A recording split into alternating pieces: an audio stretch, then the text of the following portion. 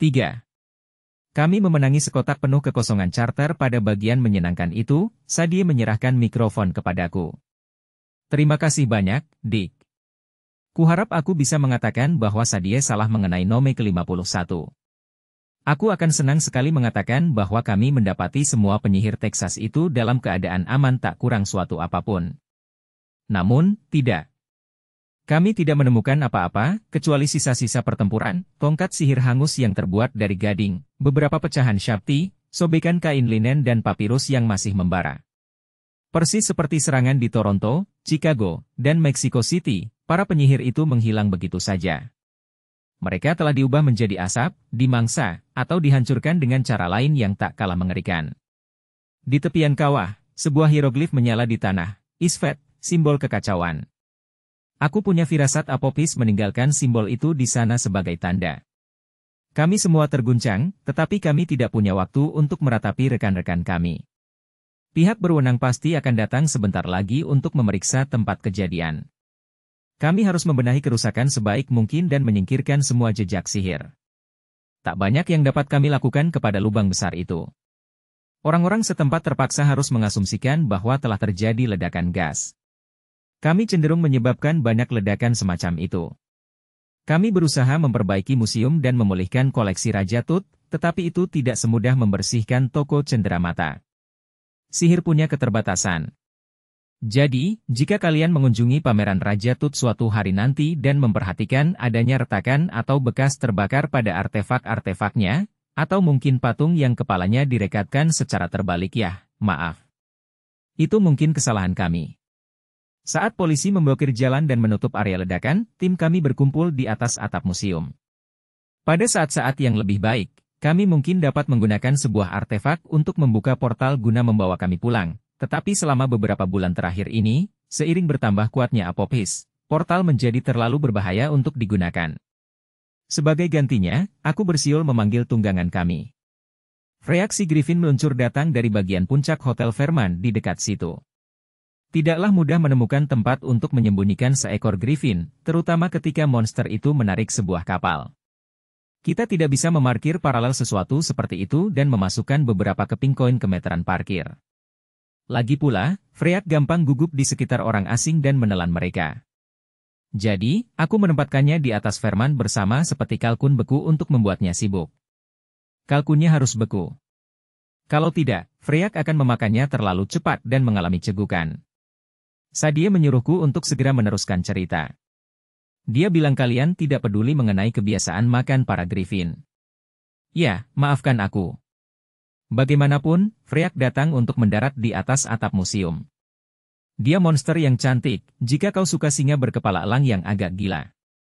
Bulunya sewarna karat, dan saat dia terbang, sayap-sayap raksasanya yang berdengung terdengar seperti perpaduan antara gergaji mesin dan alat musik tiup, kazoo.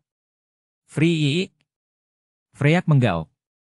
Ya, sobat, aku setuju. Mari kita pergi dari sini. Kapal yang dihelanya adalah kapal Mesir kuno berbentuk seperti kano besar yang terbuat dari kumpulan buluh papirus, yang dimantrai oleh Walt agar tetap melayang di udara berapapun berat beban yang dibawanya.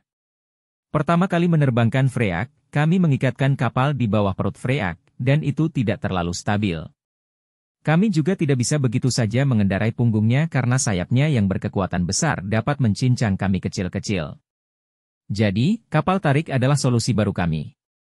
Berhasil dengan baik, kecuali ketika Felix berteriak kepada manusia di bawah sana, "Hohoho, selamat Natal."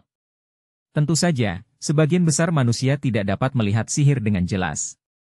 Jadi, aku tidak yakin apa yang mereka kira mereka lihat saat kami melintas di atas mereka. Tak diragukan lagi, itu membuat banyak di antara mereka yang menyesuaikan dosis obat-obatan yang mereka konsumsi. Kami membubung tinggi ke langit malam kami berenam dan sebuah kotak pajangan kecil. Aku masih belum memahami ketertarikan Sadie terhadap kotak emas itu, tetapi aku cukup mempercayainya untuk meyakini bahwa benda itu penting. Aku melirik ke bawah, ke arah puing-puing kebun patung. Lubang besar yang berasap itu terlihat seperti mulut dengan gigi-gigi yang tak rata, tengah berteriak. Truk-truk pemadam kebakaran dan mobil-mobil polisi mengelilinginya dengan cahaya merah dan putih. Aku bertanya-tanya berapa banyak penyihir yang tewas dalam ledakan itu. Freak melaju semakin cepat. Kedua mataku terasa pedih, tetapi bukan gara-gara angin. Aku berbalik agar teman-temanku tidak melihat. Kepemimpinanmu pasti akan gagal. Apopis akan mengatakan apa saja untuk membuat kami kebingungan dan meragukan perjuangan kami. Namun, tetap saja, kata-katanya menghantamku dengan keras. Aku tidak suka menjadi pemimpin, aku selalu harus tampak percaya diri demi yang lain, bahkan ketika aku tidak merasa percaya diri. Aku merindukan keberadaan ayah sebagai tempat bersandar. Aku merindukan Paman Amos, yang pergi ke Kairo untuk memimpin rumah kehidupan.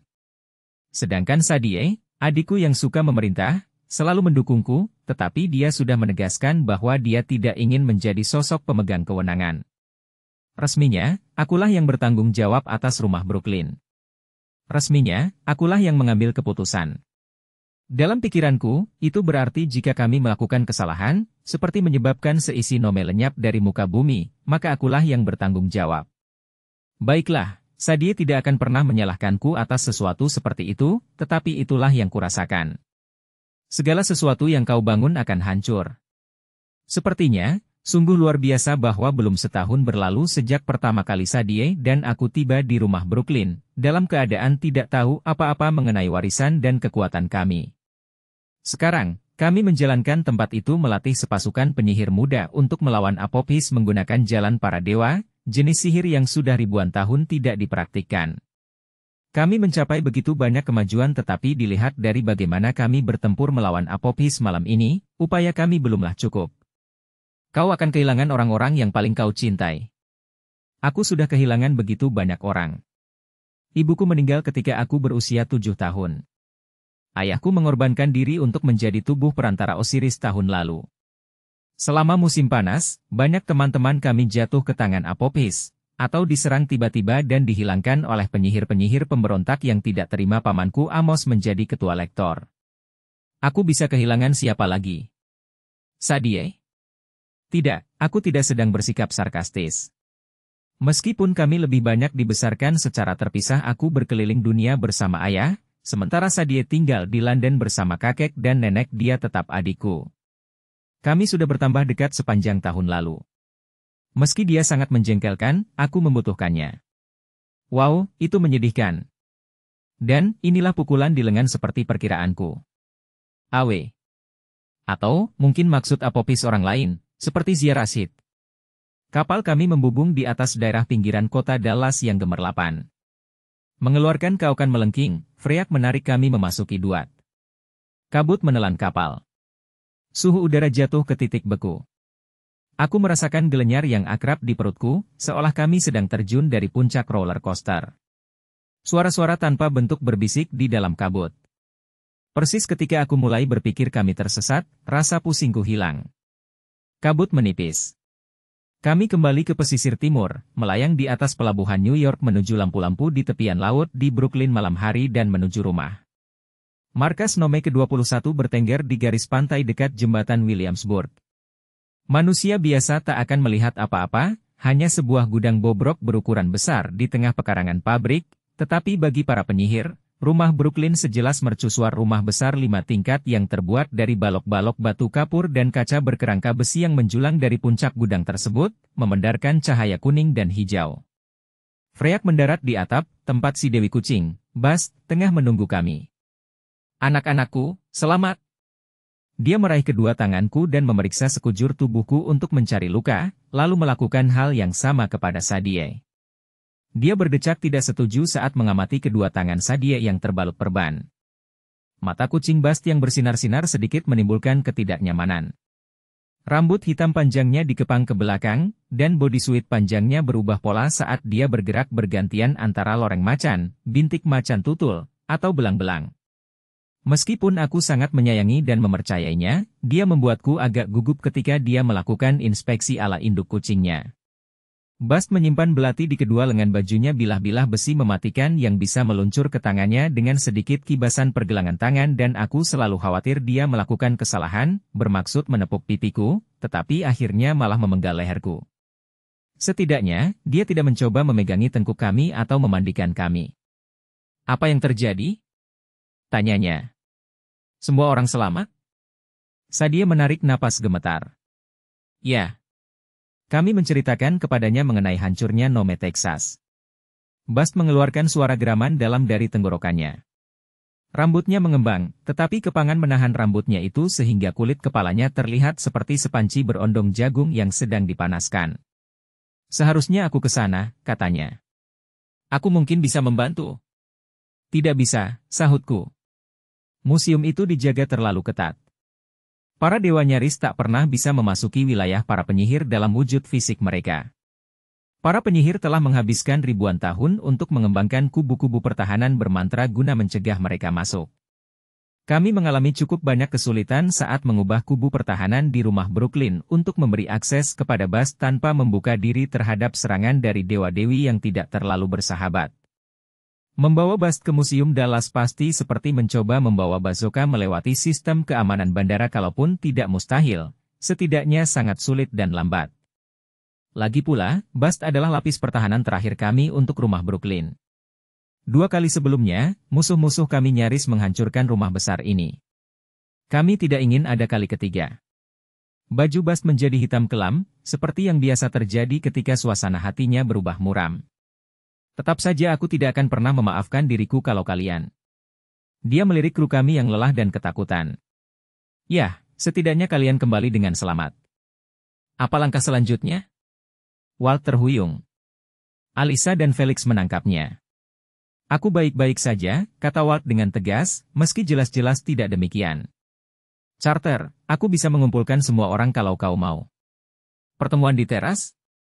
Dia terlihat seperti hendak pingsan. Walt tidak akan pernah mengakuinya, tetapi penyembuh utama kami, Jas, telah memberitahuku bahwa tingkat rasa sakit yang dideritanya sekarang nyaris tak tertahankan sepanjang waktu. Walt hanya mampu berdiri karena Jas terus menato hieroglif pereda rasa sakit di dadanya dan memberinya ramuan obat. Meski demikian, aku meminta Walt ikut ke Dallas bersama kami. Satu lagi keputusan yang terasa membebani hatiku. Kru kami yang lain juga perlu tidur. Mata Felix bengkak akibat menangis.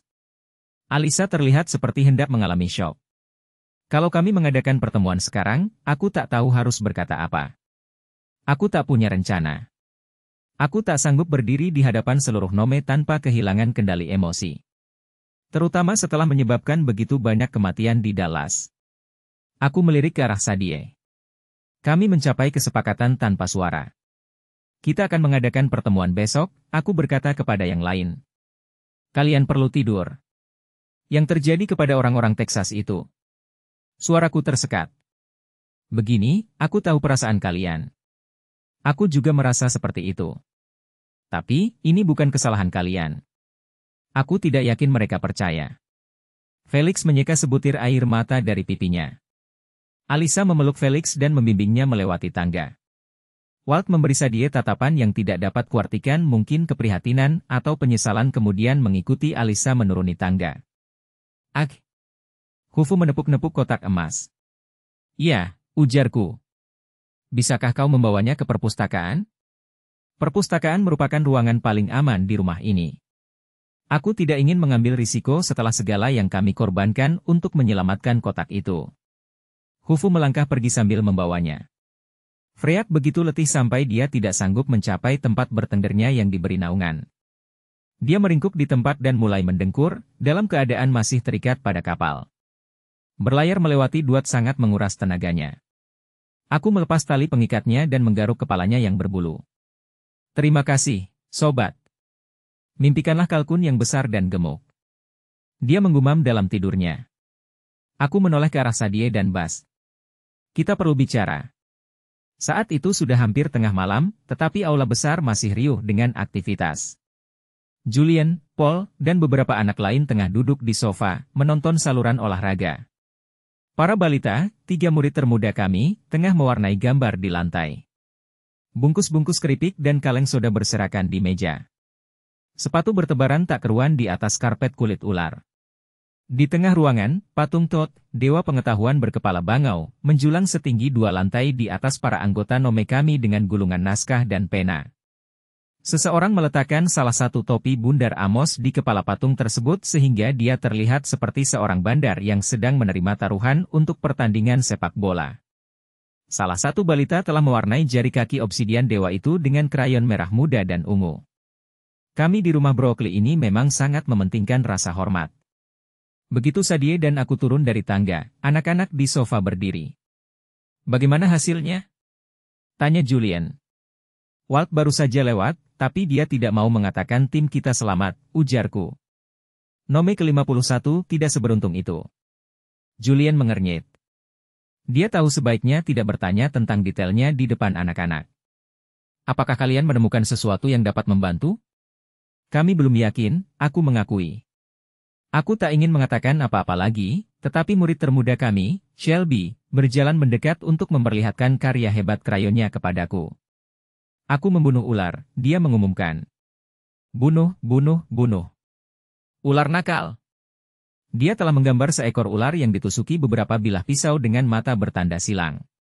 Jika Shelby membuat gambar tersebut di sekolah, barangkali dia akan disuruh pergi menemui guru BP, tetapi di sini bahkan anak-anak pun paham bahwa sesuatu yang serius tengah berlangsung. Dia tersenyum lebar sambil menggoyang-goyangkan krayonnya seperti lembing. Aku melangkah mundur. Shelby mungkin masih TK, tetapi dia sudah menjadi penyihir yang hebat. Krayonnya kadang berubah menjadi senjata, dan hal-hal yang dia gambar cenderung keluar dari kertas seperti unicorn merah, putih, dan biru yang dia panggil untuk hari kemerdekaan tanggal 4 Juli. Gambar yang bagus, Shelby. Aku merasa hatiku seolah dililit ketat dengan kain linen untuk membebat mumi. Seperti semua anak yang paling kecil, Shelby berada di sini dengan persetujuan orang tuanya. Para orang tua itu paham bahwa nasib dunia sedang dipertaruhkan. Mereka tahu rumah Brooklyn adalah tempat terbaik dan teraman bagi Shelby untuk menguasai kekuatannya. Meskipun demikian, masa kanak-kanak seperti apakah ini, menyalurkan sihir yang akan menghancurkan sebagian besar orang dewasa, mempelajari tentang monster yang akan membuat siapa saja bermimpi buruk? Julian mengacak-acak rambut Shelby. Ayo, manis. Buatkan satu gambar lagi untukku, ya? Shelby berkata, bunuh. Julian menggiringnya pergi. Sadie, Bas, dan aku menuju perpustakaan. Pintu-pintu ek berat menghadap ke anak tangga yang menurun menuju sebuah ruangan besar berbentuk silinder seperti sumur. Terlukis di langit-langit berbentuk kubah adalah Nut, Dewi Langit, dengan rasi-rasi perak berkilauan di sekujur badannya yang biru tua. Lantai itu berupa mosaik suaminya, Geb, dewa tanah, tubuhnya dipenuhi sungai, perbukitan, dan gurun pasir. Meski saat itu sudah larut malam, anak yang mengangkat dirinya sendiri sebagai pustakawan, Cleo, masih mempekerjakan keempat patung Shakti-nya. Manusia-manusia tanah liat itu bergegas ke sana kemari, membersihkan rak dari debu, menata ulang gulungan-gulungan naskah, dan memilah buku di dalam kompartemen-kompartemen sarang lebah di sepanjang dinding. Cleo sendiri duduk di meja kerja, membuat catatan di sehelai gulungan papirus sambil berbicara dengan Hufu, yang berjongkok di atas meja di depannya, menepuk-nepuk lemari antik kami yang baru dan menggerutu dalam bahasa babun, seolah mengatakan, "Hei, Cleo, mau beli kotak emas?" Cleo tidak terlalu pemberani, tetapi dia punya ingatan luar biasa. Dia bisa berbicara dalam 6 bahasa, termasuk bahasa Inggris, bahasa aslinya Portugis, dia orang Brasil, Mesir kuno, dan beberapa kata dalam bahasa babun. Dia sudah menugaskan diri untuk membuat indeks utama bagi semua gulungan naskah kami, dan telah mengumpulkan tambahan gulungan naskah dari seluruh penjuru dunia untuk membantu kami mendapatkan informasi mengenai Apopis. Cleo lah yang menemukan pertalian di antara berbagai serangan si ular baru-baru ini dan gulungan-gulungan naskah yang ditulis oleh penyihir legendaris Sydney. Cleo sangat membantu, walau terkadang dia merasa jengkel ketika harus meluangkan ruang di perpustakaannya untuk teks-teks sekolah kami, pangkalan internet, artefak-artefak berukuran besar, dan terbitan-terbitan lama majalah Cat Vanci milik Bas. Ketika Cleo melihat kami menuruni tangga, dia melompat bangkit.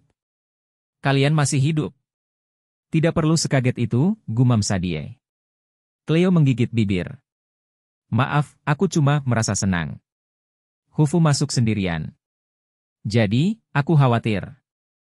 Dia mencoba memberitahukan sesuatu kepadaku mengenai kotak emas ini, tapi kotak ini kosong. "Apakah kalian menemukan kitab menaklukkan Apopis?" "Gulungan itu terbakar," ujarku. "Kami tidak dapat menyelamatkannya." Cleo seperti hendak menjerit. "Tapi, itu salinan terakhir. Bagaimana mungkin Apopis menghancurkan sesuatu seberharga itu?" Aku ingin mengingatkan Cleo bahwa Apopis bertekad menghancurkan seluruh dunia, tetapi aku tahu dia tidak suka berpikir tentang itu. Itu membuatnya mual karena ketakutan. Marah soal gulungan naskah jauh lebih dapat ditanggulanginya. Gagasan bahwa ada yang sanggup menghancurkan buku jenis apapun membuat Cleo ingin menonjok muka Apophis. Salah satu Shakti melompat ke atas meja. Dia mencoba menempelkan label pemindai ke kotak emas itu, tetapi Cleo mengusir manusia tanah liat tersebut. Kalian semua, kembali ke tempat kalian. Dia bertepuk tangan dan keempat Shakti kembali ke tumpuan mereka. Mereka kembali menjadi tanah liat keras, meski salah satu di antaranya masih mengenakan sarung tangan karet dan memegang kemoceng, yang tampak sedikit aneh. Cleo membungkuk dan mengamati kotak emas itu. Tidak ada apa-apa di dalamnya. Kenapa kalian membawanya? Itu yang perlu dibahas oleh Sadie, Bast, dan aku, ujarku. Kalau kau tidak keberatan, Cleo. Aku tidak keberatan. Cleo terus saja mengamati kotak itu. Kemudian, dia sadar bahwa kami semua tengah menatapnya. Oh, maksudmu cuma kalian bertiga. Tentu saja. Dia terlihat agak sedih karena diusir, tetapi dia memegang tangan Hufu. Ayo, Babuino Zinho. Akan kuambilkan kudapan. Ag. Ujar Hufu dengan bahagia. Dia sangat memuja Cleo, barangkali gara-gara namanya. Karena alasan yang tak dapat kami pahami, Hufu sangat menyukai hal-hal yang berakhiran dengan O, seperti Oreo, Beo, Jello, Salto. Setelah Cleo dan Hufu pergi, Sadie, Bast, dan aku berkumpul di sekeliling benda yang baru kami peroleh. Kotak itu berbentuk seperti miniatur loker sekolah. Bagian luarnya emas, tetapi tentunya itu adalah kayu yang dibungkus lapisan tipis kertas emas karena bobot keseluruhannya tidak berat. Semua sisi dan bagian atasnya ditulisi hieroglif serta gambar-gambar Fir'aun dan istrinya. Bagian depannya dipasangi pintu ganda bergerendel, yang ketika dibuka menampakkan, ya, tidak banyak. Ada tumpuan kecil berisi jejak-jejak kaki kecil berwarna emas, seolah sebuah boneka Barbie Mesir kuno pernah berdiri di sana. Sadie mempelajari hieroglif-hieroglif di sepanjang sisi kotak. Semuanya tentang Tut dan ratunya, mendoakan agar mereka bahagia di kehidupan selanjutnya, bla bla. Ada gambar Tut sedang berburu bebek. Yang benar saja. Seperti itu bayangannya tentang surga. Aku suka bebek, ujar Bast. Kugerakkan pintu-pintu kecil itu. Entah bagaimana, aku tidak merasa bebek-bebek itu penting. Apapun yang pernah ada di dalam sana, sudah hilang. Mungkin perampok kuburan mengambilnya, atau Bast tertawa kecil. Perampok kuburan mengambilnya. Tentu saja. Aku mengernyit ke arahnya. Apanya yang lucu? Dia menyeringai ke arahku, lalu ke arah Sadie, sebelum tampaknya menyadari bahwa kami tidak memahami letak kelucuannya. Oh, aku paham. Kalian benar-benar tidak tahu apa ini. Kurasa masuk akal. Tidak banyak yang tersisa. Apanya? Tanyaku.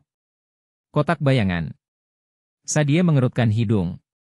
Bukankah itu semacam tugas sekolah? Aku pernah mengerjakannya untuk pelajaran bahasa Inggris.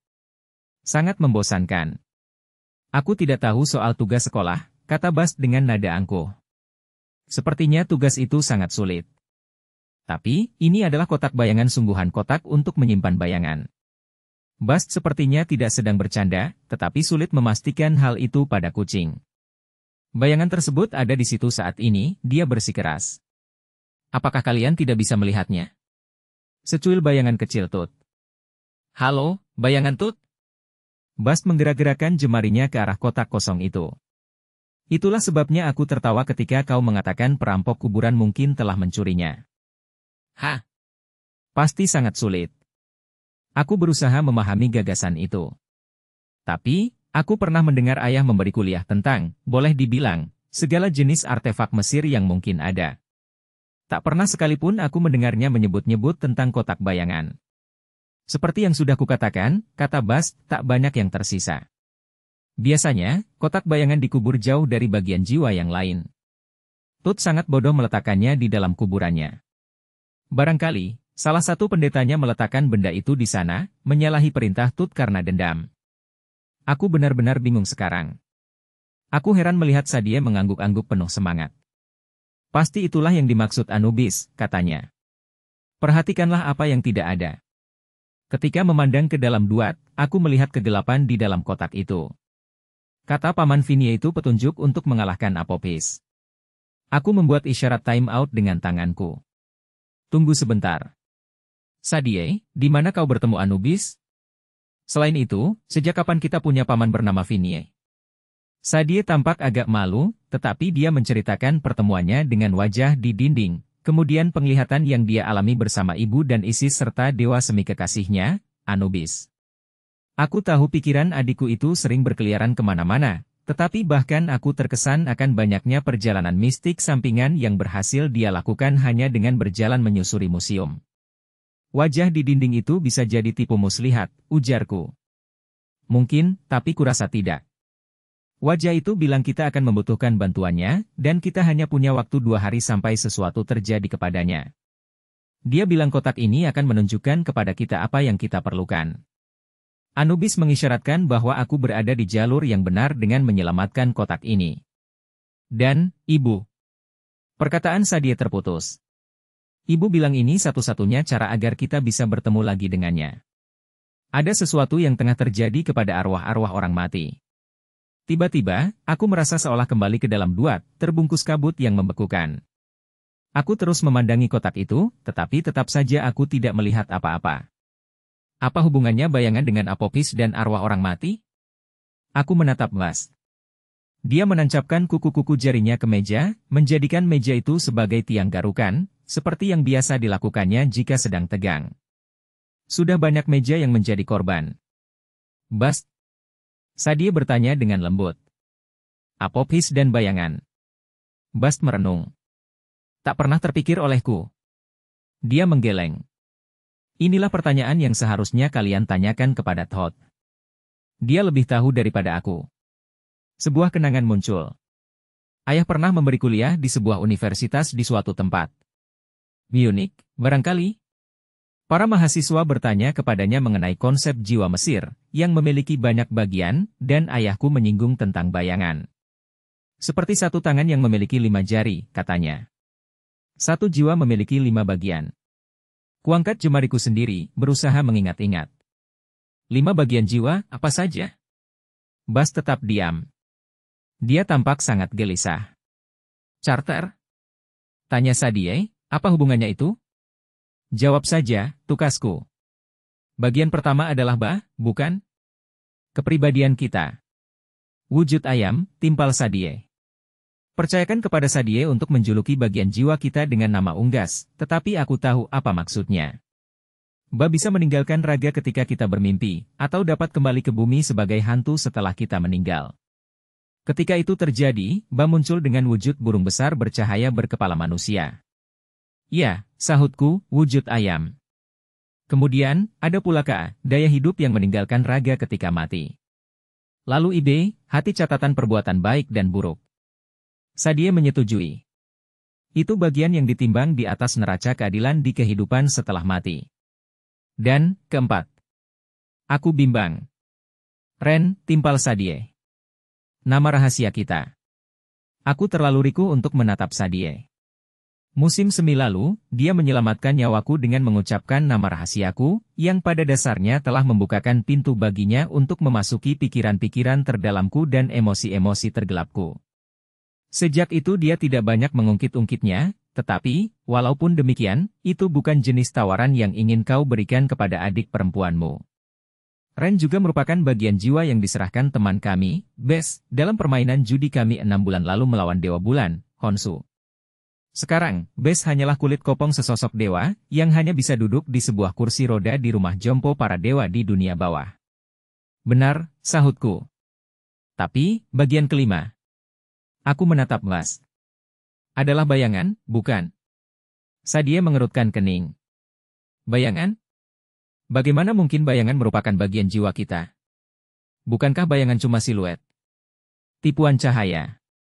Bast merentangkan tangannya di atas meja. Jemarinya menciptakan bayang-bayang samar di atas kayu meja. Kita tidak pernah bisa bebas dari bayangan kita syaut kita. Semua makhluk hidup memilikinya. Begitu pula batu, pensil, dan sepatu, kata Sadie. Apa itu berarti benda-benda juga punya jiwa?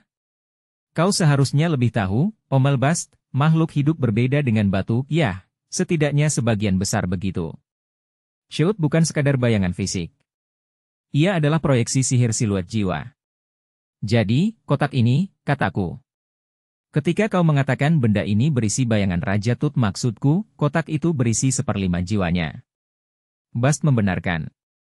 Kotak itu memuat syaut sang Firaun agar tidak hilang di kehidupan setelah kematian. Rasanya, otakku seperti hendak meledak. Aku tahu persoalan bayangan ini pastilah penting, tetapi aku tidak tahu di mana pentingnya. Aku seperti diberi sekeping bagian puzzle, tetapi untuk puzzle yang berbeda. Kami gagal menyelamatkan keping yang benar, sebuah gulungan tak tergantikan yang mungkin dapat membantu kami mengalahkan Apophis, dan kami gagal menyelamatkan seisi nome penuh penyihir baik. Hasil yang dapat kami tunjukkan dari perjalanan kami hanyalah sebuah kotak pajang kosong yang dihiasi gambar bebek.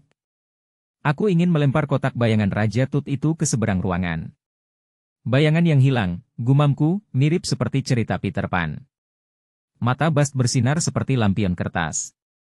Menurutmu apa yang mengilhami cerita hilangnya bayangan Peter Pan? Selama berabad-abad sudah ada berbagai dongeng mengenai bayangan, charter semua diwariskan sejak zaman Mesir. Tapi, bagaimana hal itu dapat membantu kita? Desaku. Kitab menaklukkan Apophis seharusnya bisa membantu kita. Sekarang, kitab itu hilang. Baiklah, nada suaraku terdengar marah. Aku memang marah. Mengingat kuliah ayah membuatku ingin menjadi anak kecil lagi, berkeliling dunia bersamanya. Kami telah mengalami berbagai hal aneh bersama, tetapi aku selalu merasa aman dan terlindungi. Dia selalu tahu apa yang harus dilakukan. Kini, yang tersisa dari momen-momen itu hanyalah koperku, yang semakin berdebu dalam lemariku di lantai atas. Ini tidak adil. Namun, aku tahu apa yang akan dikatakan ayah mengenai itu. Adil berarti semua orang mendapatkan apa yang dibutuhkannya. Satu-satunya cara untuk mendapatkan apa yang kita butuhkan adalah dengan mewujudkannya sendiri. Bagus sekali, ya. Aku tengah menghadapi musuh yang sangat berat, dan yang kubutuhkan untuk mengalahkannya baru saja hancur. Sadie pasti membaca raut wajahku. Charter, kita akan memecahkannya. Dia berjanji. Bast, kau tadi hendak mengatakan sesuatu mengenai Apophis dan bayangan. Tidak, gumam Bast. Kenapa kau sangat gelisah mengenai ini? Tanyaku. Apakah dewa punya bayangan? Apakah Apophis punya? Kalau memang begitu, bagaimana cara kerjanya? Bast mencungkil hieroglif di meja dengan kuku jarinya. Aku cukup yakin tulisan itu berarti bahaya. Terus terang, anak-anak. Ini pertanyaan untuk Todd. Ya, dewa punya bayangan. Tentu saja kami memilikinya. Tapi kami seharusnya tidak membicarakan tentang itu. Jarang aku melihat Bast serisau ini. Aku tidak tahu pasti alasannya. Bast adalah dewi yang pernah bertempur langsung melawan Apophis, cakar melawan taring, di penjara sihir selama ribuan tahun. Mengapa dia takut kepada bayangan? Bast, ujarku, kalau kita tidak bisa mendapatkan solusi yang lebih baik, kita terpaksa menjalankan rencana B. Sang dewi mengernyit. Sadie memandangi meja dengan kesal. Rencana B adalah sesuatu yang hanya dibahas oleh Sadie, Bast, Walt, dan aku. Anggota kami yang lain tidak tahu menahu soal itu. Kami bahkan tidak memberitahu Paman Amos. Semengerikan itu. Aku tidak suka itu, kata Bast. Tapi, Charter, aku benar-benar tidak tahu jawabannya. Kalau kau mulai bertanya mengenai bayangan, kau akan menggali sesuatu yang sangat berbahaya. Terdengar bunyi ketukan di pintu perpustakaan. Tampak Cleo dan Hufu di bagian atas tangga.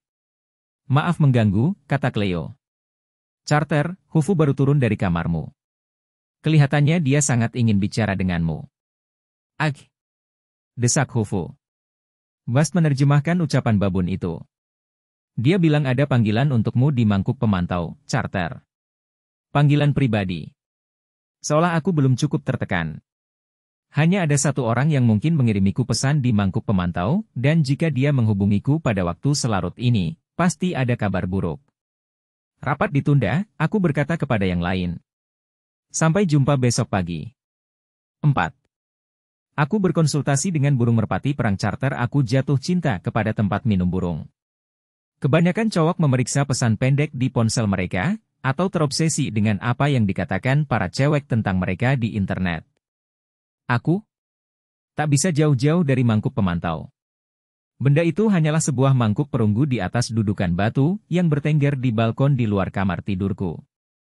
Namun, setiap kali berada di dalam kamar, kudapati diriku mencuri pandang kepada benda tersebut, menahan dorongan untuk bergegas keluar dan mencari sekilas gambaran tentang Zia.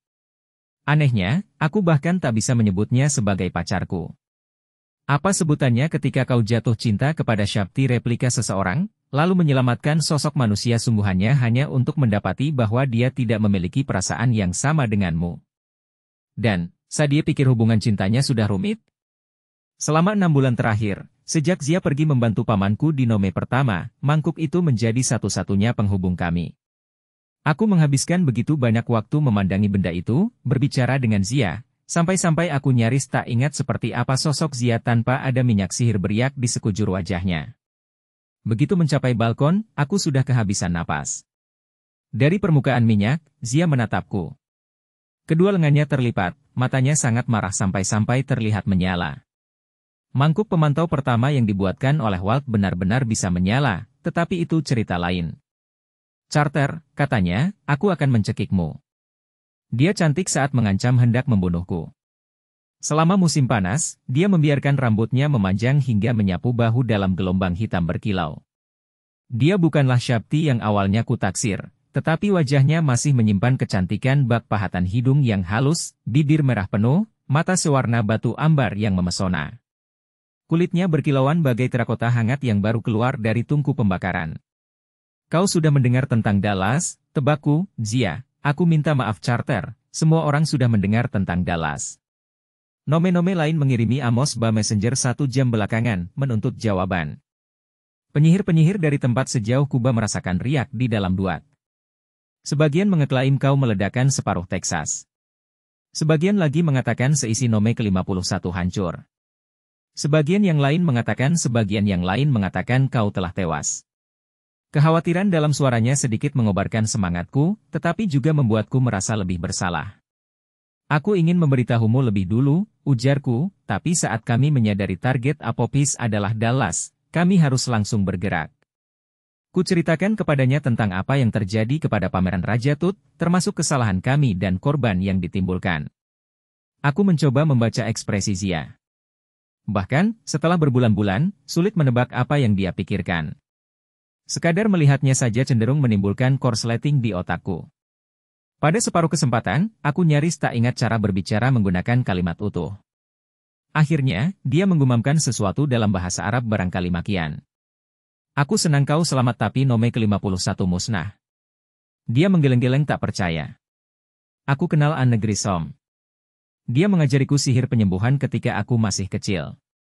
Aku ingat wanita cantik berambut pirang yang bermain dalam band dan biola yang hancur di pinggir ledakan. Mereka orang-orang baik, ujarku.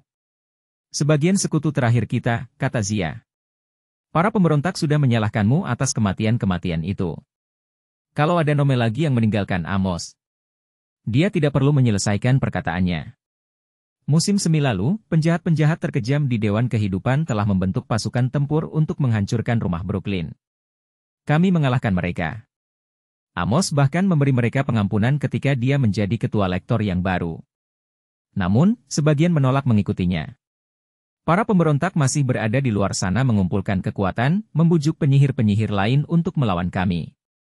Seolah kami masih perlu tambahan musuh. Mereka menyalahkanku? Tanyaku. Apa mereka menghubungimu? Lebih buruk lagi. Mereka menyiarkan sebuah pesan untukmu. Minyak beriak. Aku melihat wajah yang berbeda Sarah Jacobi, pemimpin para pemberontak. Kulitnya pucat, rambut hitamnya ditata model spike, dan dua mata gelapnya yang selalu tampak terkejut dihiasi terlalu banyak celak. Dalam jubah putihnya, dia terlihat seperti sesosok hantu Halloween. Dia berdiri di sebuah ruangan yang dihiasi tiang-tiang pualam. Di belakangnya setengah lusin penyihir menatap marah para pembunuh elit Jacobi. Aku mengenali jubah biru dan kepala gundul kuai yang diasingkan dari Nome Korea Utara karena membunuh sesama penyihir. Di sebelahnya, berdiri Petrovich, orang Ukraina dengan wajah bercodet yang pernah bekerja sebagai pembunuh untuk musuh lama kami, Vlad Menshikov. Aku tidak mengenali yang lain, tetapi aku ragu ada yang lebih keji daripada Sarah Jacobi sendiri. Sebelum Menshikov melepaskannya, dia dibuang ke Antartika karena menyebabkan tsunami Samudra Hindia yang menewaskan lebih dari 1/4 juta orang. "Charter Kane!" teriaknya. Karena ini adalah siaran, aku tahu ini hanya rekaman sihir, tetapi suaranya tetap saja membuatku terlonjak. "Dewan Kehidupan meminta agar kau menyerah," katanya. "Kejahatanmu tidak terampuni. Kau harus membayarnya dengan nyawamu." Perutku nyaris belum sempat bergolak ketika serangkaian gambar yang sangat jelas muncul di permukaan minyak. Aku melihat batu Rosetta meledak di British Museum, peristiwa yang melepaskan Seth dan menewaskan ayahku Natal lalu. Bagaimana Jacobi bisa mendapatkan gambarnya? Aku menyaksikan pertarungan di rumah Brooklyn musim semi lalu, ketika Sadie dan aku datang dengan perahu Matahari Ra untuk mengusir pasukan tempur Jacobi. Gambar-gambar yang dia tunjukkan membuat kesan seolah kamilah penyerangnya segerombolan berandalan dengan kekuatan dewa yang menghajar Jacobi malang beserta teman-temannya. "Kau melepaskan Seth dan antek-anteknya," kata Jacobi. "Kau melanggar peraturan sihir paling sakral dan bekerja sama dengan para dewa. Saat melakukannya, kau merusak keseimbangan Maat, mengakibatkan bangkitnya Apopis." "Itu bohong," sergahku. "Apopis memang akan bangkit apapun yang terjadi." Kemudian, aku ingat aku tengah meneriaki video. Adegan demi adegan terus berganti. Aku melihat sebuah bangunan yang menjulang tinggi tengah terbakar di distrik Shibuya, Tokyo, markas Nome ke-234. Sesosok iblis terbang berkepala samurai menerobos sebuah jendela sambil membawa pergi seorang penyihir yang menjerit-jerit. Aku melihat rumah ketua lektor yang lama, Michel Desjardins, sebuah rumah bertingkat yang indah di Rue des Pyramides Paris yang sekarang tinggal puing-puing. Atapnya ambruk. Jendela-jendelanya pecah. Gulungan-gulungan naskah robek dan buku-buku yang basah berserakan di taman yang telah mati, sementara hieroglif kekacauan mengepulkan asap di pintu depan seperti cap untuk hewan ternak. "Semua ini akibat ulahmu," kata Jacobi. "Kau telah menyerahkan jubah ketua lektor kepada seorang abdi kejahatan. Kau telah merusak penyihir-penyihir muda dengan mengajarkan jalan para dewa kepada mereka. Kau telah melemahkan Dewan Kehidupan dan menjerumuskan kami dalam kekuasaan Apopis. Kami tidak akan membiarkan ini. Siapa saja yang mengikutimu akan mendapat hukuman." Gambar berubah menjadi rumah SPHNX di London, markas besar Nome Inggris. Sadie dan aku pernah berkunjung ke sana saat musim panas dan berhasil berdamai dengan mereka setelah bernegosiasi selama berjam-jam. Aku melihat Kuai menjebol perpustakaan, membantingi patung-patung dewa dan menyapu buku-buku dari rak. Selusin penyihir Inggris berdiri dalam keadaan dirantai di hadapan penakluk mereka, Sarah Jacobi, yang memegang sebilah pisau hitam berkilauan. Pemimpin Nome tersebut, seorang pria tua tak berbahaya bernama Sir Lester, dipaksa berlutut. Sarah Jacobi mengangkat pisaunya. Pisau itu menghunjam, dan adegan pun berganti. Wajah Jacobi yang seperti hantu menatap ke arahku dari permukaan minyak. Matanya segelap rongga mata tengkorak. "Keluarga Qin adalah penyakit," katanya, "kalian harus dibinasakan. Serahkan diri dan keluarga kalian untuk dieksekusi. Kami akan mengampuni para pengikut kalian yang lain selama mereka bersedia meninggalkan jalan para dewa. Aku tidak berambisi merebut jabatan ketua lektor, tapi aku harus mengambilnya demi kebaikan Mesir. Bila keluarga Qin telah mati, kita akan menjadi kuat dan bersatu kembali. Kami akan memulihkan kerusakan yang kalian sebabkan dan mengirim para dewa serta Apopis kembali ke Duat. Keadilan bergerak cepat, Charter Kane. Ini satu-satunya peringatan bagimu." Gambar Sarah Jacobi terurai dalam minyak, dan aku sendirian lagi dengan pantulan wajah Zia. "Yah," aku berkata dengan suara gemetar, "sebagai pembunuh massal, dia cukup meyakinkan." Zia mengangguk. Jacobi telah menghasut atau mengalahkan sebagian besar sekutu kita di Eropa dan Asia. Sebagian besar serangan baru-baru ini terhadap Paris, Tokyo, Madrid merupakan ulah Jacobi, tetapi dia menimpakan tanggung jawab kepada Apopis atau rumah Brooklyn. "Konyol. Kau dan aku tahu itu," dia mengiyakan. "Tapi, para penyihir ketakutan." Jacobi mengatakan kepada mereka bahwa jika keluarga Qin binasa, Apopis akan kembali ke Duat dan situasi akan kembali normal. Mereka ingin mempercayai itu. Dia memberitahu mereka bahwa mengikutimu berarti menerima hukuman mati. "Setelah kehancuran Dallas aku mengerti," sergahku. Tidaklah adil memarahi Zia, tetapi aku merasa begitu tak berdaya. Semua yang kami lakukan sepertinya jadi salah.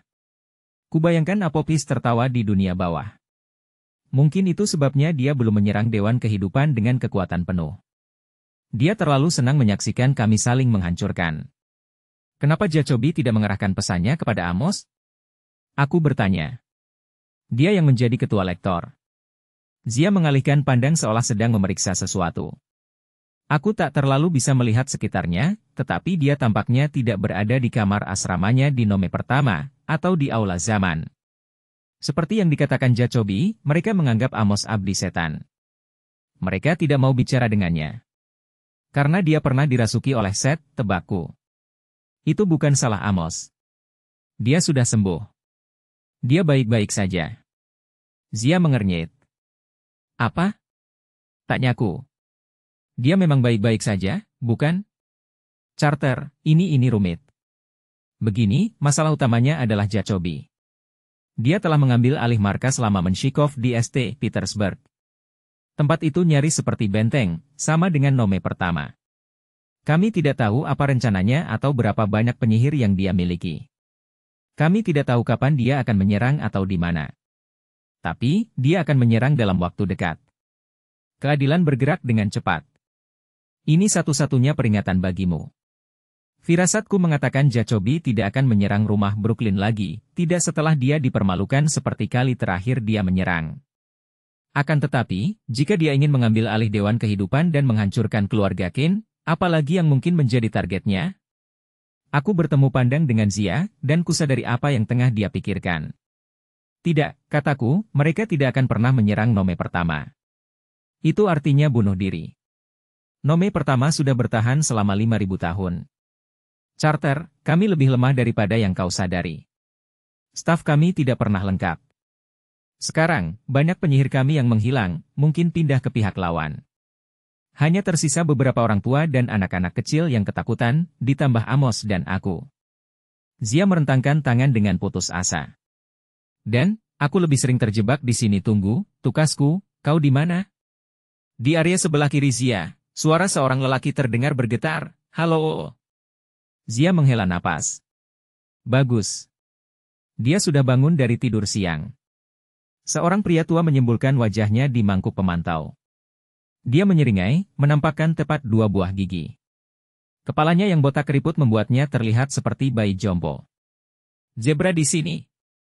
Dia membuka mulut dan mencoba menghirup minyak dari mangkuk, membuat keseluruhan adegan beriak. Yang mulia, jangan. Zia menariknya mundur. Anda tidak boleh meminum minyak sihir. Kita sudah membicarakan soal ini. Ini, aku punya kue. Kue. Dia memekik. Wih. Pria tua itu menari-nari pergi sambil membawa kue itu. Kakek pikun Zia. Bukan. Itu Ra, dewa matahari, Firaun dewa pertama di Mesir sekaligus musuh bebuyutan Apophis. Musim semi lalu kami bertualang untuk mencari dan membangunkannya dari tidur malamnya, merasa yakin dia akan bangkit dalam segala keagungannya dan melawan ular kekacauan untuk kami. Ternyata, Ra terbangun dalam keadaan pikun dan tidak waras. Dia sangat mahir dalam hal mengulum biskuit, meneteskan air liur, dan mendendangkan lagu-lagu tak bermakna. Melawan Apophis? Tidak terlalu. Kau menjaganya lagi? Tanyaku. Zia mengangkat bahu. Di sini matahari sudah terbit. Pada sebagian besar malam, Horus dan Isis mengawasinya di perahu matahari. Tapi, pada siang hari, ya, Ra marah kalau aku tidak datang berkunjung, dan tidak ada dewa lain yang mau mengawasinya. Sejujurnya, Charter, dia melirihkan suaranya, aku mengkhawatirkan apa yang akan mereka lakukan kalau aku meninggalkan Ra hanya bersama mereka. Mereka sudah mulai lelah terhadapnya. Wih! Ra berseru di latar belakang. Hatiku langsung mencelus. Satu lagi hal yang membuatku merasa bersalah, aku telah membebani Zia dengan pekerjaan mengasuh Dewa Matahari. Terjebak di ruang singgasana Dewa setiap siang, membantu Amos menjalankan Nome pertama setiap malam, Zia nyaris tak punya waktu untuk tidur, apalagi pergi berkencan sekalipun aku bisa mengumpulkan keberanian untuk memintanya. Tentu saja itu tak akan menjadi masalah jika Apophis menghancurkan dunia, atau Sarah Jacobi dan para pembunuh sihirnya berhasil mendapatkanku. Sejenak, Aku bertanya-tanya apakah Jacobi benar bahwa dunia menjadi tidak seimbang gara-gara keluarga Qin, dan bahwa dunia akan lebih baik tanpa kami. Aku merasa begitu tak berdaya, hingga sesaat aku mempertimbangkan untuk memanggil kekuatan Horus. Aku bisa memanfaatkan sebagian keberanian dan kepercayaan diri sang dewa perang. Namun, aku menduga bahwa menggabungkan pikiran dengan Horus bukanlah gagasan yang bagus. Emosiku sudah cukup kacau tanpa ada suara lain di kepalaku yang mendesak-desakku terus. Aku tahu ekspresi itu, Omel Zia. Kau tak boleh menyalahkan diri sendiri, Charter. Kalau bukan karenamu dan Sadie, Apophis pasti sudah menghancurkan dunia ini. Masih ada harapan. Rencana B, pikirku. Kecuali kami dapat memecahkan misteri mengenai bayangan ini dan bagaimana hal tersebut bisa digunakan untuk melawan Apophis. Kami terpaksa menggunakan rencana B, yang berarti aku dan Sadie pasti mati bahkan seandainya rencana itu berhasil. Namun, aku tidak akan memberitahukan itu kepada Zia. Dia tidak membutuhkan tambahan kabar buruk. Kau benar, ujarku. Kami akan menemukan suatu cara. Aku akan kembali ke Nome pertama malam ini. Hubungi aku saat itu, oke? Kita harus bicara tentang sesuatu bergemuruh di belakang Zia, seperti sebuah lempengan batu yang menggelinding di lantai. Sobek datang, bisiknya. Aku benci dia. Bicara lagi nanti. Tunggu, Zia, panggilku. Bicara tentang apa? Namun, minyak berubah gelap dan Zia pun menghilang. Aku perlu tidur. Namun, aku malah mondar-mandir di dalam kamarku. Kamar-kamar asrama di rumah Brooklyn enak sekali, tempat tidurnya nyaman, televisinya canggih. Internet nirkabelnya berkecepatan tinggi, dan kulkas mininya bisa mengisi sendiri secara ajaib. Sepasukan sapu, lepel, dan kemoceng menjaga kerapian segala sesuatu. Lemari-lemari selalu penuh dengan pakaian bersih yang pas di badan. Meskipun demikian, kamarku terasa seperti sangkar hewan. Mungkin itu karena seekor babun menjadi teman sekamarku. Hufu tidak sering berada di sini, dia biasanya berada di lantai bawah bersama Cleo, atau membiarkan anak-anak kecil merapikan bulunya, tetapi ada lekukan berbentuk babun di tempat tidurnya, sekotak sereal Cheerio di meja samping tempat tidur, dan sebuah ayunan dari ban yang dipasang di sudut kamar. Sadie yang membuat ayunan itu, sebagai sebuah lelucon, tetapi Hufu sangat menyukainya sampai-sampai aku tidak tega membongkarnya. Masalahnya, aku sudah terbiasa dengan kehadirannya. Sekarang, karena dia lebih sering menghabiskan waktu bersama anak-anak TK, aku merasa kehilangan. Secara menjengkelkan, dia sudah semakin lekat di hatiku, mirip seperti adik perempuanku. Ya, Sadie. Kau sudah menduganya. Gambar-gambar screensaver bergerak-gerak di monitor laptopku. Ada foto ayahku di sebuah situs penggalian di Mesir, terlihat santai dan penuh tanggung jawab dalam baju seragamnya yang berbahan drill. Lengan bajunya tergulung menampakkan lengannya yang gelap berotot saat dia menunjukkan kepala batu yang sudah rusak dari sebuah patung Firaun. Kepala ayah yang botak dan janggutnya menimbulkan kesan agak jahat ketika tersenyum. Foto lain menunjukkan Paman Amos di atas panggung sebuah klub jazz, memainkan saksofonnya. Untukku. Aku baru saja melihatnya mengejakku dengan mimik mukanya. Jadi, mungkin tidak. Aku mandi dan berpakaian. Ketika anak-anak lain pulang sekolah, aku nyaris merasa seperti manusia lagi. Ya, aku bilang sekolah-sekolah normal. Kami menghabiskan musim semi lalu untuk mengajari semua anggota di rumah Brooklyn, tetapi pada awal semester musim gugur, Bast memutuskan mungkin ada baiknya anak-anak merasakan sedikit kehidupan manusia biasa. Sekarang, mereka pergi ke sekolah di dekat rumah Brooklyn pada pagi hari dan belajar sihir pada siang hari serta akhir pekan. Hanya aku yang tidak bersekolah. Dari dulu, aku selalu belajar di rumah. Bayangan berhadapan dengan loker, jadwal, buku teks, dan makanan kantin selagi menjalankan Nome ke-21 terlalu berat bagiku. Mungkin kalian mengira anak-anak lain pasti mengeluh, terutama Sadie.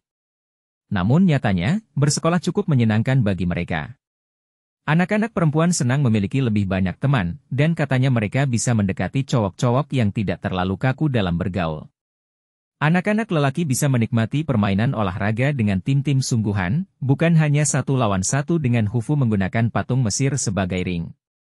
Sementara Bast, dia senang rumah sepi sehingga dia bisa merebahkan tubuh di lantai dan tidur bermandikan cahaya matahari. Bagaimanapun, saat yang lain tiba di rumah, aku telah banyak merenungkan percakapanku dengan Zia dan Horus. Rencana yang kususun tadi malam masih terasa gila, tetapi aku memutuskan bahwa itu mungkin kesempatan terbaik kami. Setelah menjelaskan dengan singkat kepada Sadie dan Bast, yang, dengan berat hati, setuju denganku, kami memutuskan sudah saatnya memberitahu teman-teman kami yang lain. Kami berkumpul untuk makan malam di teras utama. Tempat itu menyenangkan untuk bersantap, dengan pembatas tak kasat mata yang menghalangi angin masuk, serta pemandangan indah ke arah East River dan Manhattan. Hidangan muncul secara ajaib, dan selalu lezat. Meski begitu, aku takut makan di teras. Selama 9 bulan, seluruh pertemuan penting kami diadakan di sana. Alhasil, aku jadi menghubung-hubungkan makan malam di meja dengan bencana. Kami mengisi piring-piring kami dari hidangan prasmanan sementara penjaga kami, si buaya albino Philip dari Makedonia, berkecipak riang di kolam renangnya. Makan di dekat seekor buaya sepanjang 6 meter perlu sedikit adaptasi, tetapi Philip sudah terlatih dengan baik. Dia hanya makan daging asap, unggas air yang tersesat, dan monster yang kadang datang menyerang. Bast duduk di bagian ujung meja dengan sekaleng makanan kucing. Sadie dan aku duduk bersama di ujung seberangnya. Hufu tidak ikut, sibuk mengasuh anak-anak balita, dan beberapa anggota terbaru kami tinggal di dalam rumah untuk mengerjakan PR atau mengasah keterampilan mantra mereka, tetapi sebagian besar anggota utama kami hadir selusin murid senior. Mengingat betapa buruk hasil tadi malam, sungguh aneh semua orang tampak berada dalam suasana hati yang begitu baik. Aku agak senang mereka belum tahu mengenai video ancaman maut Sarah Jacobi. Julian terus bergoyang-goyang di kursinya dan tersenyum-senyum tanpa alasan jelas. Cleo dan Jazz berbisik dan terkikik. Bahkan, Felix sepertinya sudah pulih dari keterguncangannya di Dallas. Dia tengah memahat Shapti penguin-penguin kecil dari kentang tumbuknya dan membuatnya jadi hidup. Hanya Walt yang terlihat murung. Di piring makan malam cowok bertubuh besar itu tidak ada apa-apa kecuali 3 batang wortel dan sepotong jelo. Hufu bersikeras bahwa jelo memiliki khasiat penyembuhan yang besar. Melihat ketegangan di sekitar mata Walt dan kekakuan gerakannya, aku menduga rasa sakitnya bahkan lebih buruk daripada tadi malam. Aku menoleh ke arah Sadie. Apa yang terjadi? Semua orang sepertinya asyik sendiri. Dia menatapku lama. Aku terus saja lupa kalau kau tidak pergi ke sekolah. Charter, malam ini ada acara dansa pertama. 3 sekolah lain akan hadir. Kita bisa mempercepat pertemuan, kan? Kau bercanda, ujarku. Aku tengah memikirkan rencana untuk menghadapi hari kiamat, dan kau khawatir datang terlambat ke acara pesta dansa? Aku sudah memberitahumu puluhan kali, dia bersikeras. Lagi pula, kita perlu sesuatu untuk mengangkat semangat kita. Sekarang, beritahukan rencanamu kepada semua orang. Sebagian di antara kami masih harus memutuskan mau memakai baju apa. Aku ingin mendebatnya, tetapi yang lain menatap dengan penuh harap. Aku berdeham. Baiklah. Aku tahu akan ada dansa, tapi pukul 7, kata Jazz. Kau datang, kan? Jazz tersenyum kepadaku. Apa dia menggodaku? Sadie baru saja menyebutku bebal. Hei, banyak hal lain yang kupikirkan. Jadi begini, aku tergagap. Kita perlu bicara mengenai apa yang terjadi di Dallas, dan apa yang terjadi setelahnya. Perkataan itu merusak suasana. Senyum-senyum menghilang. Teman-temanku menyimak saat aku mengulas misi kami ke Nome ke-51, kehancuran kitab menaklukkan Apopis, dan kotak bayangan yang berhasil diperoleh. Ku beritahu mereka mengenai tuntutan Sarah Jacobi agar aku menyerah, dan huru-hara di kalangan para dewa yang disinggung oleh Horus. Sadie menambahkan. Dia menjelaskan pertemuan anehnya dengan wajah di dinding, 2 dewa, dan hantu ibu kami. Dia menceritakan firasatnya bahwa peluang terbaik kami untuk mengalahkan Apopis berkaitan dengan bayangan. Cleo mengangkat tangannya. Jadi, para penyihir pemberontak mengeluarkan ancaman mati atas dirimu. Para dewa tidak dapat membantu kita. Apopis bisa bangkit kapan saja, dan gulungan naskah terakhir yang mungkin bisa membantu kita mengalahkannya telah hancur. Tapi, kita tidak perlu cemas karena kita punya kotak kosong dan firasat samar mengenai bayangan. Wah, Cleo, ucap Bast penuh kekaguman, kau punya sisi nakal seperti kucing. Aku menekan permukaan meja dengan kedua tanganku. Tak perlu banyak upaya untuk memanggil kekuatan Horus dan meremukkan meja menjadi kayu bakar. Namun, aku ragu itu akan membantu mendongkrak reputasiku sebagai pemimpin yang tenang dan kalem. Ini lebih daripada sekadar firasat samar, ujarku. Begini, kalian semua sudah belajar mengenai mantra kutukan, bukan? Buaya kami, Philip, menggerutu. Dia memukul kolam dengan ekornya dan membuat air menghujani makan malam kami. Makhluk-makhluk sihir agak sensitif dengan kata kutukan. Julian menekan-nekan roti lapis keju bakarnya untuk mengeluarkan air. Sobat, kau tidak bisa mengutuk Apophis. Dia sangat besar. Desjardins mencoba melakukannya dan tewas. Aku tahu, sahutku. Dengan kutukan standar, kita menghancurkan patung yang mewakili musuh. Tapi, bagaimana kalau kita bisa memperkuat mantra itu dengan menghancurkan perwakilan yang lebih kuat, sesuatu yang lebih berhubungan dengan Apophis? Walt duduk tegak, tiba-tiba tertarik. Bayangannya? Felix begitu terkejut hingga dia menjatuhkan sendoknya, menghancurkan salah satu penguin kentang tumbuknya. Tunggu dulu, apa? Aku mendapatkan ide ini dari Horus, jelasku. Dia bilang patung juga disebut bayangan pada zaman kuno. Tapi, itu hanya, simbolisme, kata Alisa. Iya, kan? Bast meletakkan kaleng makanan kucingnya yang sudah kosong. Dia masih terlihat gelisah mengenai seluruh topik bayangan ini, tetapi ketika ku jelaskan kepadanya bahwa pilihannya adalah ini atau aku dan Sadie mati, dia setuju mendukung kami. Mungkin tidak, kata si Dewi Kucing. Harap diingat, aku bukan ahli kutukan. Itu perkara keji. Tapi, memang mungkin patung yang digunakan untuk kutukan awalnya dimaksudkan untuk mewakili bayangan, yang merupakan bagian penting dari jiwa. Jadi, kata Sadie, kita dapat merapal mantra kutukan kepada Apophis, tetapi sebagai ganti menghancurkan patung, kita dapat menghancurkan bayangan sesungguhnya. Pintar sekali, kan? Itu gila, kata Julian. Bagaimana cara menghancurkan bayangan? Walt mengusir seekor penguin kentang tumbuk dari jelonya. Tidak gila. Inti sihir persamaan adalah menggunakan salinan kecil untuk memanipulasi target sesungguhnya. Mungkin saja tradisi membuat patung-patung kecil untuk mewakili orang dan dewa, mungkin saja pada suatu waktu patung-patung itu sebenarnya memuat syaut sasaran. Banyak sekali cerita mengenai jiwa para dewa yang menghuni patung. Kalau bayangan diperangkap dalam sebuah patung, kita mungkin bisa menghancurkannya. Dapatkah kau membuat patung seperti itu? Tanya Alisa. Sesuatu yang dapat mengikat bayangan Apophis sendiri? Mungkin. Walt melirik ke arahku. Sebagian besar anak di meja tidak tahu kami sudah membuat sebuah patung Apophis yang mungkin bisa memenuhi tujuan itu. Bahkan, seandainya aku bisa, kita harus mencari bayangannya. Kemudian, kita memerlukan sihir yang cukup tinggi tingkatannya untuk menangkap dan menghancurkannya. Mencari bayangannya. Felix tersenyum gugup, seolah dia berharap kami sedang bercanda. Bukankah bayangan tentunya berada di bawah Apophis? Lagi pula, bagaimana cara menangkap bayangan? Dengan menginjaknya. Menyorotkan cahaya kepadanya. Lebih rumit daripada itu, jawabku. Setne, si penyihir zaman kuno ini, orang yang menulis versinya sendiri mengenai kitab menaklukkan Apophis, kurasa dia pasti telah menciptakan mantra untuk menangkap dan menghancurkan bayangan. Itu sebabnya Apophis sangat ingin membakar bukti-buktinya. Itu adalah rahasia kelemahannya. Tapi, gulungan itu sudah musnah, kata Cleo. Masih ada seseorang yang bisa kita tanyai, ujar Walt. Hot. Kalau ada yang tahu jawabannya, pasti dia. Ketegangan di sekitar meja sepertinya mereda. Setidaknya, kami telah memberi sesuatu yang dapat dijadikan harapan oleh para anggota kami, walaupun peluangnya kecil.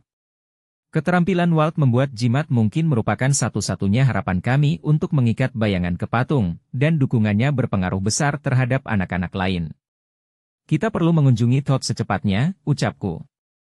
Malam ini. Ya, Sadie setuju. Tepat setelah acara dansa.